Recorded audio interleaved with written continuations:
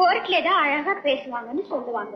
ஏன் வாழ்க்கை கூட ஒரு வழக்கு மன்றம் தான். அதிலே வாதாடுகிற வக்கீல் தான் மனிதனுடைய நல்ல எண்ணங்கள். தீர்ப்பளிக்கும் நீதிபதி மனசாட்சி. குற்றவாளிகள் ஆபத்தான ஆசை. அப்படியா? ஆமா. உதாரணத்துக்கு சொல்லட்டுமா? வாழ்வதற்குத்தான் வாழ்க்கை.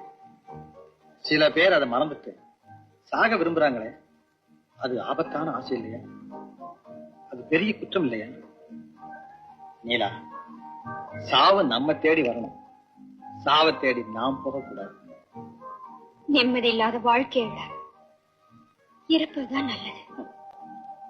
இப்ப தொல்லையா தெரியுற வாழ்க்கை பின்னால முல்லையா மலரும்.